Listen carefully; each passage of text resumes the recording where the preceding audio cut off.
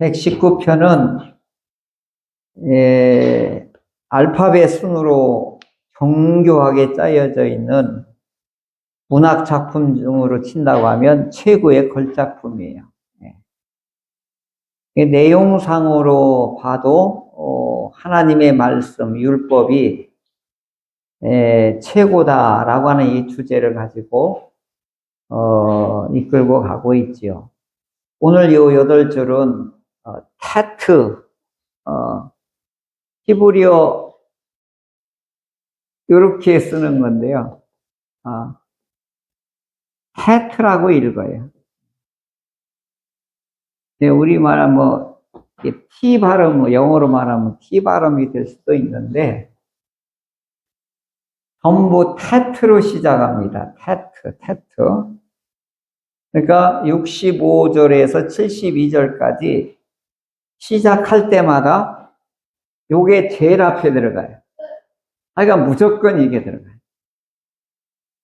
무조건 이게 8개가 전부.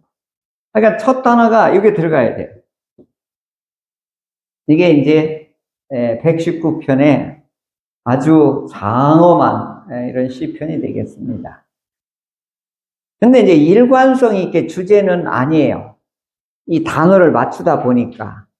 그러니까 이 율법, 하나님의 말씀, 법, 율례, 그리고 계명, 이 단어는 무조건 들어가야 돼요. 한 절 한 절마다. 그리고 첫 번째 시작할 때는 이 테트가 들어가야 돼. 그러니까 얼마나 이게 힘들겠냐고요. 근데 그리고 이 한 절 한 절 말씀이 굉장한 장엄함이 있어요. 그런 힘이 있는 것이 119편이라 이 119편을 이렇게 이 성경을 이렇게 놓고 딱 피면 119편이 나와요. 가운데에 위치하고 있기도 해요. 이제 이 119편은 율법, 하나님의 말씀의 시편이다 그래요. 그러니까 하나님의 말씀이 얼마나 정교하고 하나님의 말씀이 얼마나 위대하고 하나님의 말씀이 영원하고 하나님의 말씀이 보편적이고 하나님의 말씀은 도덕적이고 하나님의 말씀은 우리의 지혜가 되기도 하고 이것을 다 표현하고 있는 것이지. 그래서 알파벳이 이게 A에서부터 이 토브까지가 22자예요. 이게 다음으로 하면 22자인데 이걸 8절씩 하니까 도합 총 176절이 되는 거예요. 이게 119편은 그냥 176절로 구성되어 있다. 이게 이제 문학 작품으로 설명한 다음에 이렇게 되는 것입니다. 65절 보면 주의 말씀 이렇게 번역되어 있죠. 요거 원어로 가면 다바르예요. 이게 말씀이 원어에 보면 다바르 이렇게 되어 있습니다. 이 단어는 광야를 말할 때도 다바르예요. 그러니까 이제 이 성경의 사람들은 광야 하면 말씀 이렇게 이해를 듣는 거예요. 이걸 이제 그 언어 유희라고도 해요. 신학적인 해서 단어 하나 가지고 다른 의미로 이제 쓰는 거죠. 그러니까 우리가 좀 쓰는 거 아재 개그 있잖아요. 아재 개그. 아재 개그처럼 발음이 비슷하면 뜻이 이제 다르게 표현하는 거. 요즘 아재 개그가 우리 시대에는 그게 제일 재미나거든요. 그러니까 이런 거예요. 눈에 눈이 들어가니 눈물인가 눈물인가 이렇게 단어가 똑같은데 의미는 사실은 다르지요. 하늘에서 내리는 눈이 우리 안으로 들어가면 이게 우리의 몸에서 나오는 눈물인지 하늘에서 내려온 눈이 녹아서 눈물인지 이제 그 나라별로 그 언어의 특성상으로 이렇게, 그 발음적으로 나타나는 말과 의미적으로 하는, 그런, 말이, 두 가지를 겸해서 나타내려고 하는 것이 이 구약 성경의 언어의 특징입니다. 이제 이거 두 가지를 다 하면 구약 성경 읽는데 좀 풍성해지기도 해요. 자, 그러면 65절에 시작하는 꼭 테드로 시작하지만 꼭 가운데에는 내용상으로 뭐가 들어간다고요? 율법에 대한, 말씀에 대한 이것이 들어가야 되니까 여기 주의 말씀 다바르가 들어가 있고요.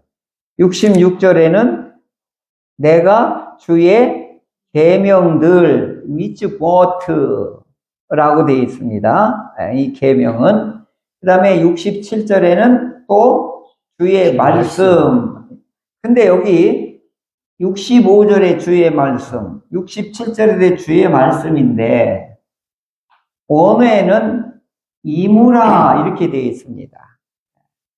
그러니까 우리 말이 이거 다 못 쫓아가니까 그냥 같은 말로 쓴 거죠. 그러나 원어는 위에는 다바르, 67절에는 이무라 이렇게 되어 있는데 여러분 이거 다 외우라는 거 아니에요? 이렇게 다르다는 걸 제가 지금 하는 거니까. 그 다음에 68절은 또 가운데 보면 뭐가 되어 있죠? 주의 율례들. 이게 후킴 이게 이렇게 되어 있습니다. 이제 이게 율례들이라고 하면은 10계명과 같이 1번, 2번, 3번, 4번 이게 매뉴얼 같이 주신 말씀을 말하는 거예요. 이때 말하는 후킴 이것은. 그 다음에 이제 69절에는 또 들어가죠. 하나님의 말씀에 대한 또 다른 법, 주의 법, 피쿠팀, 피쿠딤, 이제 이런, 원어예요. 그 다음에 70절에는 주의 법, 이거 드디어 토라가 나와요. 법전과 같이 쓸 때는 토라라고 이렇게 해요. 71절에도 주의 율례들, 그런데, 위에 69절에는 주의 법도들이라고 했고 여기는 주의 율례들이라고 번역했는데요. 여기도 주의 율례들은 여기 후킴 68절하고 똑같죠. 그 다음에 마지막 72절에 보면 주의 법 여기는 토라 이렇게 되어 있습니다.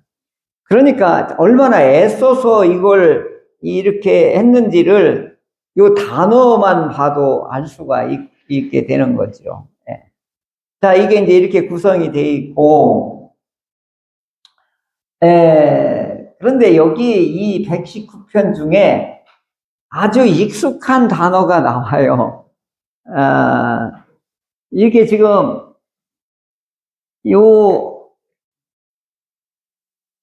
요렇게 오벌탕 지렁이 기어가듯이 이렇게 한 건데, 이게 우리말로 번역하면 토부예요, 토부. 그런데 이게 잘 알지요? 하나님이 보시기에 우리가 이제 이걸 좋았더라 이렇게 번역을 했기 때문에 아주 유명한 말이 된 거예요. 이게 토부예요, 토부. 자, 이 토부가 여러 군데에서 나와요. 오늘 이 19편 중에 119편 65절부터 이게 65절에는 선대하셨다가 토부예요. 그 다음에 66절에 거기 한번 찾아보세요. 퀴즈. 좋은 명칭. 좋은. 이게 토부예요. 토부. 그 다음에 68절 선하사 선을 토부 연거푸 나와요. 여기 나오고 그 다음에 71절에 또 나와요. 유익. 유익. 여기도 이제 토부를 유익으로 번역해갖고 72절에 또 나오죠. 좋은이다. 그러면 여기도 이 토부라는 이 단어가 이 119편 65절에서 72절까지 대량으로 나온다. 이렇게 볼 수 있습니다. 이 토부가 이렇게 많이 나올 줄 몰랐죠. 근데 사실은 요 시작이, 요 테트가 토부가 시작되는 단어이기 때문에 아마 일부러 이게 찾아낸 것 같습니다. 여기 이제 토부를 의도적으로 이 시편의 요 65에서 72절까지 한 거죠. 근데 이제 여기서 다바르 주의 말씀은 그의 종을 어떻게 했다. 이게 기가 막힌 거예요. 하나님의 말씀이 나를 어떻게 했다는 거예요? 선대, 이 번역이 기가 막히게 좋은 것 같아요. 요 절에서는. 하나님의 말씀이 나를 어떻게 했다는 거예요? 선하게, 그러니까 높여줬다 이 얘기잖아요. 좋게 보셨다. 아니, 하나님이 나를 좋게 보신다는 거예요. 이게요. 제가 장경도 목사님의 설교 중에 꼭 그 기도하고 설교 중에 이렇게 하시면서 하시잖아요. 아주 오래전에 들은 말씀인데 아직도 기억나요. 눈에 넣어도 아프지 않는 하나님의 성도. 이게 지금도 기억나요. 눈에 넣어도 하나님은 어떻게 했다는 거예요? 아프지 않는 대상으로 우리를 본다는 거예요. 그러니까 오늘 여기 이 시편에서 뭐예요? 하나님은 나를 어떻게 하신다는 거예요? 눈에 넣어도 아프지 않는 존재로 귀하게 보신다는 거예요. 그 근거가 어디에 있어요? 항시 우리는 근거가 있어야 되잖아요. 근거가 뭐예요? 주의 말씀이. 우리 모두에게는 이 근거를 찾아야 돼요. 그렇지 않으면 신앙생활이 재미도 없고 교회를 왜 다녀야 되는지 항상 의문투성으로 다니게 돼요. 그러면 행복이 없는 거예요. 그러니까 근거 없는 삶을 살면 정말 우리가 불편해요. 오늘 이게 낮에 설교했잖아요. 잘못된 사랑으로 부모가 자녀를 잘못 키우게 될 경우에는 성장해도 아이가 상처로 큰다는 거지요.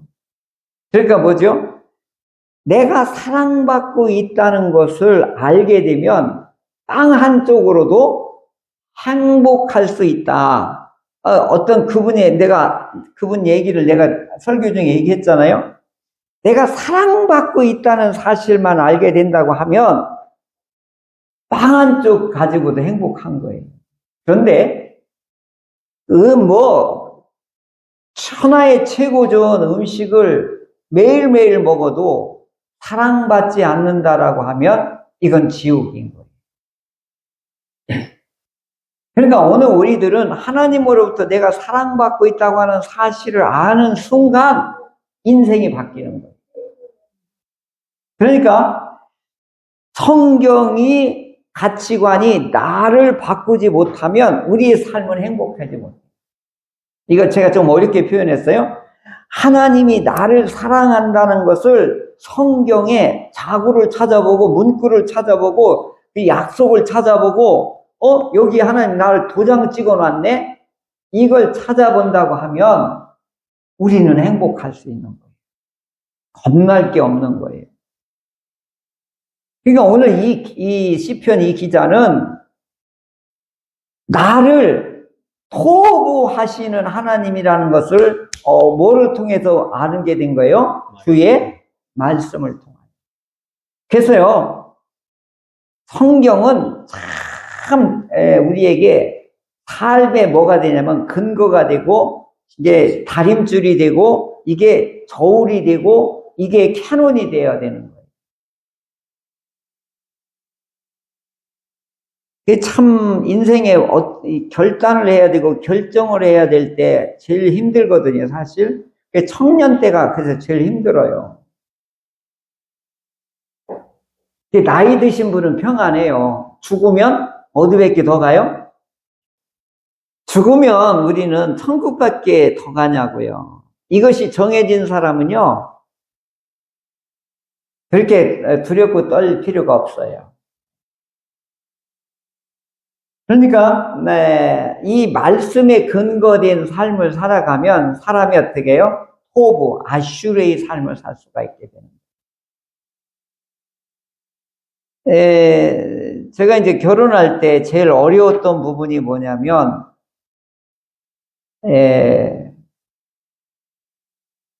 그리스도인의 결혼관을 가지고 되게 7가지를 정해놓고 나는 이런 아내를 만나서 결혼할 거야 라고 7가지를 정해놓은 게 있다고요. 자녀를 잘 가르쳐 줄 것, 경제 개념이 뚜렷할 것, 뭐 해가지고 뭐 부모를 잘 섬길 것, 하나님을 믿되 방향이 색깔이 같아야 될 것 해가지고 막 7가지를 해놓은 게 있어요. 선을 10번 봤는데 한 명도 안 나타나는 거예요. 그러다 저 최애병 누구를 만났는데 고민이 되는 거예요. 그래서 그 7가지를 포기를 하고 했다 모르겠다. 성경이 하라는 대로 하겠다. 그리고 창세기 1장 1절부터 막 읽기 시작한 거예요. 결혼만 찾는 거예요. 그래서 한 달 만에 드디어 찾았어요. 리브가에서 해답을 얻은 거예요. 그래서 잠깐만 퇴근하고 잠깐만 나와 보실래요? 그래가지고 우리 집에 좀 잠깐 가자고. 이 사람하고 결혼할 거라고. 그래서 잡아서 결혼한 거예요. 저 사람 멋모르고 따라왔대요.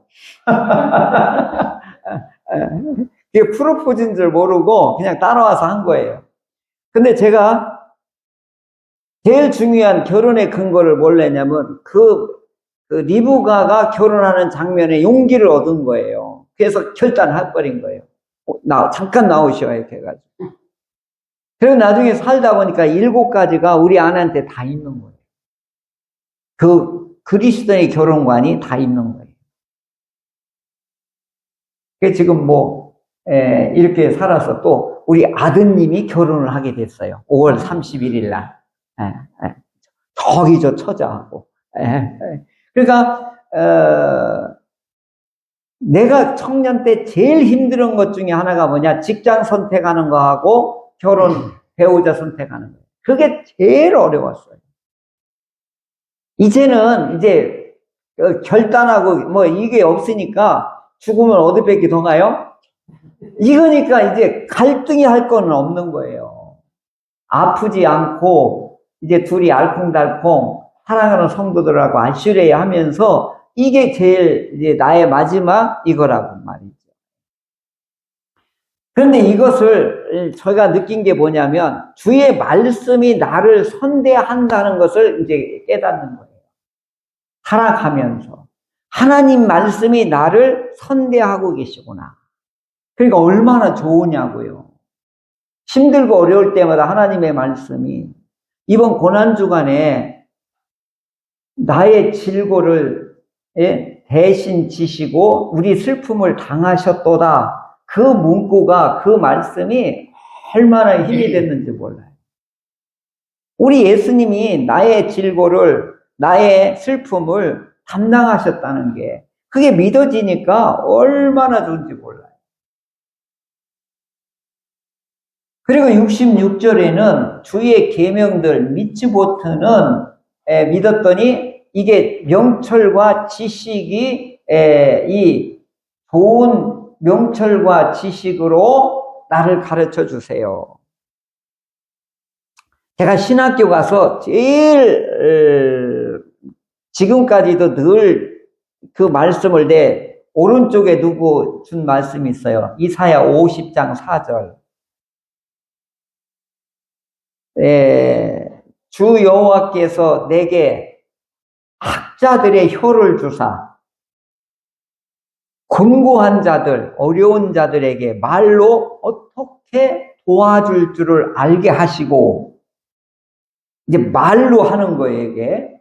그다음에 아침마다 나의 귀를 깨우치사 학자들 같이 알아듣게 하시는도다.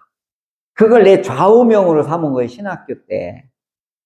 그러면서, 나중에 가만히 보니까, 이 말로 어떻게 도와줄 줄 알게 하는 게 이게 뭐냐, 오늘 말하면 기독교 상담이더라고, 이게. 보니까, 여기저기서 매일 전화 오는 거예요, 보니까. 그러니까 이제, 내가 이제 늘 그래, 통달의 영으로 나를 가르쳐 주소서. 새벽 기도할 때 꼭 이렇게 해야 돼. 성령께서 통달의 영이니까, 다 아는 영이니까, 지혜와 명철과 지식을, 이걸 알아야 그 다음에 어떻게 하라고 하는 걸 말할 거 아니겠어요. 그러니까 주의 말씀은 참 깨달아지면 뭐가 생기냐면, 지혜가 생겨요. 희한해요. 그러니까 하나님의 말씀은 우리에게 뭘 주냐면, 명철과 지식과 지혜를 줘서 어려운 사람들이나 공부한 사람이나 우울한 사람이나 낙심한 거나 절망한 사람, 아픈 사람에게 힘을 줄 수 있더라니까요. 하나님의 말씀이 얼마나 소중한 거예요.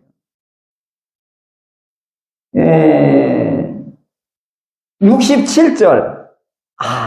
살아보고 얘기한 거거든, 이게. 고난 당하기 전에는 내가 아무렇게 살았대요. 그런데 이제는 주의 말씀을 이제 지키게 되었나이다. 이게 뭐예요? 회개한 얘기예요. 실토 얘기잖아요. 가만히 보면 예수에 믿게 된 분들 보면 나는 우리 김종수 집사님 보면 아주 실감을 해요. 젊었을 때 잘 나갔거든요. 김우중 오른팔 역할까지 했거든요. 김우중 씨 배우에. 그러니까 뭐 부어라 먹어라 마셔라 막 그 기마이 파가 이렇게 이제 지내다가 그 대우가 망했잖아요. 그죠? 그래서 그 김우중 씨의 모든 그 기업이 잘 나가던 간부들도 다 뿔뿔이 흩어지게 됐죠. 근데 설상가상으로 은퇴하고 했던 것들을 아는 지인한테 그 퇴직금을 몽땅 사기당했네. 그래야 그때부터 막 고난의 길로 들어선 거예요. 그러니까 그렇게 한 번도 굳은 일을 안 해봤던 분이 이제 온갖 굳은 일을 다 하게 되고 하니까. 나중에 이렇게 살다가 뭐하냐 해가지고. 극단적인 생각까지 하다가 어머님이 이제 대전 충현교회 박인경 목사한테 가라. 그래, 네가 살 길이 있다. 어머님이 손을 잡고 이 아들을 끌고 온 거예요. 그래서 우리 교회 나오게 된 거죠. 그랬더니 설상가상으로 뭐요? 여기에 이만한 암이 이 코 속에 들어와 있단 말이에요. 그래서 그 젊은 나이에 이게 이제 희귀암이라는 거예요. 이게 수술이 안 되는 거예요. 이 비강 안에 들어가 있으니까. 뭐 여름송이하고 하려고 여기 이게 의자 닦여놓고 여기 깔아놓고 그날 금요일 날 심야 기도를 했잖아요. 손잡고 주여! 주여! 우리 집사님을 치유해 주소서. 내 옆에 있었거든요. 집사님이 펄펄 뛰더라고. 그날 엄청, 그래서 이제 연세대학교 병원에 내일 가기로. 그래서 마지막 기도하고 가자. 이제 그렇게 해서 밤에 나온 거거든. 근데, 그 다음날 아침에 이제 서울 가려고 세수를 하는데 코피를 대량으로 쏟은 거예요. 콸콸 쏟은 거예요. 핏덩어리가 이렇게 나오고. 그래서 이제 죽었다. 코피 흘려가지고 멈추지 않는 나는 죽었다. 그래 틀어맞고 이제 서울 갔는데 마지막에 엑스레이를 찍고 수술실 들어가려고 하는데 의사 선생님이 갸우뚱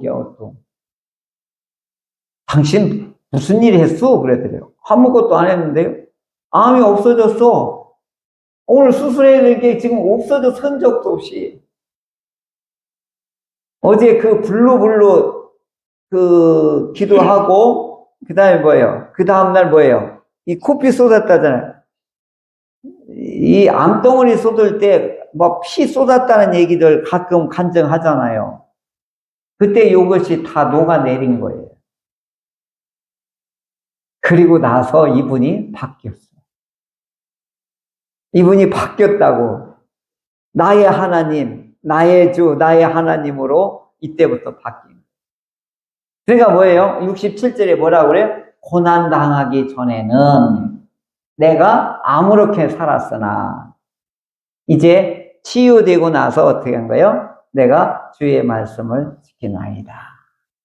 이분의 고백이나 우리 집사님의 그 경험이나 뭐 차이가 별로 없지요. 그 다음에 이 71절하고 이게 연결돼요.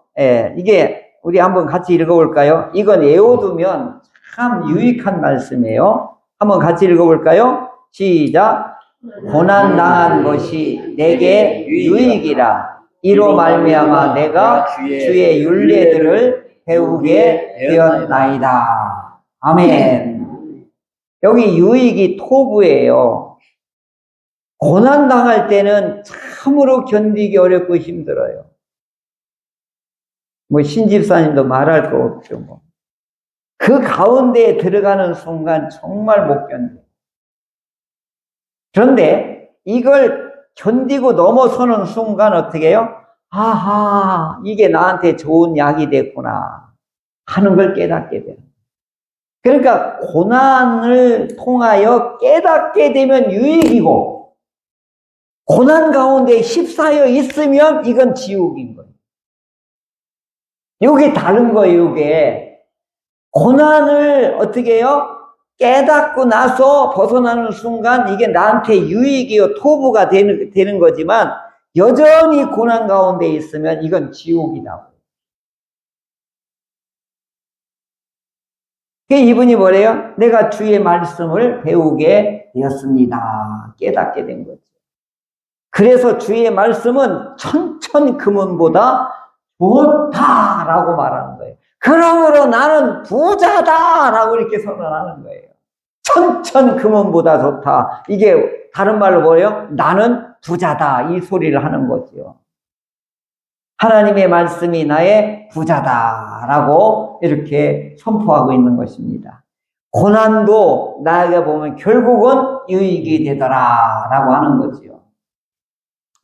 자, 오늘 우리들의 시대에 하나님의 말씀이 최상의 나의 기준이 되고 그래야 되는데 지금 오늘 우리들에게 가장 큰 도전과 괴물이 뭐냐면 신자유주의.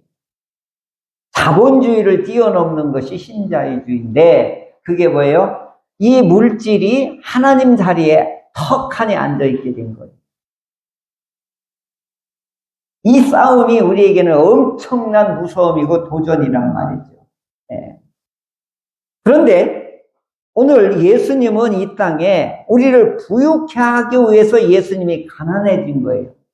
오늘 우리를 낫게 하시기 위해서 자기가 아픈 자가 된 거예요. 질고를 담당하시고. 그 다음에 오늘 우리를 깨끗하게 하기 위해서 자기가 부정한 자가 된 거예요. 이게 예수님이 이 땅에 오셔서 우리에게 한 거예요. 우리를 부유케 하기 위해서 본인이 가난하게 된 거예요. 이것을 깨닫는 사람이 어떻게 된 거예요? 빵 한 조각이라도 행복하게 되는 거예요. 아, 예수님이, 하나님이 이게 믿어지고 사랑받고 있다는 걸 아는 순간 어떻게 되는 거예요? 빵 한 조각이라고 하더라도 행복한 거예요. 그 여리고성을 무너뜨리고 그 다음에 이제 아이성을 공격하라고 할 때 아간이 그 여리고에 있는 모든 우상에 있는 관계된 물질적인 것을 다 태워 없애라고 그랬단 말이에요. 근데 아간이 봤더니 금덩어리를 본 거예요. 은덩어리를 본 거예요. 명품 1억짜리 외투를 본 거예요. 신할산. 이걸 싹 자기 장막 밑에다 땅을 파고서 묻어뒀네. 아무도 몰랐어요. 이게 언제 발각나요? 아이성을 공격하다가 패망하고 어떻게 해요? 망하고 도망갈 때 하나님께서 알려준 거죠. 제비 뽑아가지고. 아간이 어떻게 된 거예요? 하나님 말씀보다 이게 더 탐이 났던 거죠.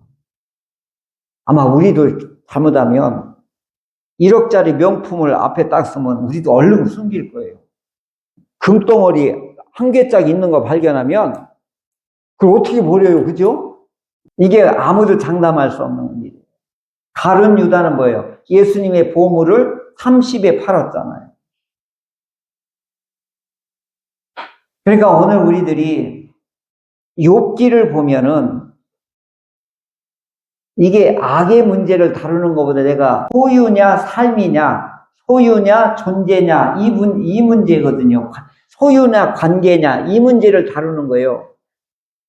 그러니까 뭐냐면 우리는 금은 보화 주식이든 뭐 어마어마한 이걸 더 중요시 여기냐 하나님하고 관계를 더 중요시 여기느냐 이게 신앙의 싸움인 거예요. 오늘 가장 심각한 싸움이 뭐예요? 하나님의 관계를 제일 우선으로 할 거냐 아니면 물질 삶이 더 우선으로 할 거냐 이 싸움은 하나님 나라 갈 때까지 싸움이에요. 이게 그러니까 에리 프롬이 그 얘기 중요한 걸 얘기했죠. 소유냐 삶이냐고 이렇게 번역했지만 저는 이렇게 욥기를 보면서 깨달은 거예요. 소유물을 때려버리면 소유물을 다 뺏어버리면 욥이 하나님을 저주하고 욕을 할 겁니다. 그러니까 한번 저 소유물을 뺏어 보십시오. 그런 거 한번 해봐라. 생명은 건들지 마라. 그래갖고 건강 뺏었죠. 자녀들 다 죽였죠. 그 다음에 뭐예요? 온갖 동방에서 최고 부유했던 그런 모든 물질들을 다 산산조각 내버렸단 말이에요. 그리고 아내도 어떻게 해요? 아내도 욕하고 또 떠나갔단 말이에요. 그런데 이 막 욥이 어떻게 해요? 막 나중에 어떻게 해요? 막 입에서 거품 물잖아요. 근데 마지막에 뭐래요? 내가 이제야 하나님 내가 잘못한 거 알겠습니다. 깨달았고 그때 어떻게 해요? 하나님 관계가 회복됐죠. 그랬더니 갑절로 회복되는 거지. 이때 이 욥의 문제는 뭐예요? 소유물의 문제예요. 오늘 우리들의 문제도 그래요. 하나님의 관계가 더 중요하냐? 내가 소유가 더 중요하냐? 이것은 여전히 오늘들의 가장 큰 숙제예요. 오늘 이 마지막 이 장면은, 이 말씀은 주의 법이 내게는 천천금은보다 좋다, 토부다, 이렇게 얘기를 했는데, 하나님의 말씀이 나의 기업이다, 이런 뜻으로 볼 수가 있어요. 마지막으로 이 간증을 하고 마치도록 하겠습니다. 이건 우리들의 문제이기 때문에 제 친구 목사님의 아들이 삼성에서 과장까지 하다가 몰래 커피 만드는 걸 바리스타를 삼성 출근한다고 하고 바리스타를 사표를 내고 이걸 1년 동안 이걸 배운 거예요. 1년 후에 이게 아버지 목사님이 이걸 발견했네. 아버지 목사님 실망해가지고 죽을 병이 들은 거예요. 그래서 성실 목사님 교회에서 1년 동안 요양하고 회복해서 가셨어요. 그런데 내가 물장사 하라고 공부 가르친 줄 아느냐? 이 목사님이 이건 거예요. 물장사. 그러니까 이 아들은 잠을 자도 괴롭고 이거 아빠 병들게 만들었고 자기는 뭐에 삼성 다니다 때려치고 커피 이거 만드는 거 이거 배우러 다니지. 이 인생이 갑자기 하루아침에 아주 온 가족이 다 이 실망 구덩이에 빠져버리게 된 거지. 그러니까 이제 이 아들이 얼마나 이 중압감에 시달리겠어요? 어느 날 이 고민 중인데 꿈을 꿨어요. 천사가 나타나서 커피 볶는 법을 레시피를 알려준 거예요. 이 친구가 벌떡 일어나가지고 이러면 1번, 2번, 3번, 4번 이거 레시피를 받아 적은 거예요. 그리고 나서 그 방법대로 가서 커피를 볶은 거예요. 그래서 천사 레시피라고 해가지고 이 커피점을 차렸는데 커피 인류라고 하는 커피의 브랜드를 만드는 거예요. 이게 대박을 친 거예요. 그런데 놀라운 건 그 아버지가 이제 이제 어깨에 힘이 들어갔어. 그런데 더 놀라운 건 삼성의 이제 부장들이 오고 와서 이걸 배운다는 거예요. 나는 네가 부럽다. 우리는 이제 50대 초반에 잘릴지 언제 모르니까 이제 그 나이 들어서 뭘 할지를 모르는데 네가 부럽다고 하면서 이걸 배우러 온다는 거예요. 근데 여러 가지 내가 이걸 보면서 우리는 한 치 앞을 내다보지 못해. 어떻게 보면 내가 가지고 있는 기존 생각이 전부라고 생각할 경우가 있어요. 이것이 바로 뭐가요? 말씀이 기업이 된 거예요. 저는 제일 가까운 친구의 아드님이 이걸 했기 때문에 이게 구체적이에요. 오늘 우리들에도 문제가 뭐냐? 하나님의 말씀이 기업으로 오늘 우리가 삼고 사느냐 아니냐가 이게 우리의 운명이 결정된다 보는 거예요. 자, 정리하겠습니다. 오늘 이 시편 기자는 뭐라고 그러죠? 예? 주의 입의 법이 내게는 기업이다. 천천 금은보다 좋다. 이걸 내가 다르게 틀어서 번역하면 뭐예요? 하나님의 말씀은 나의 뭐다요? 기업이다. 그러므로 나는 부자다. 이렇게 선포하고 있는 것입니다.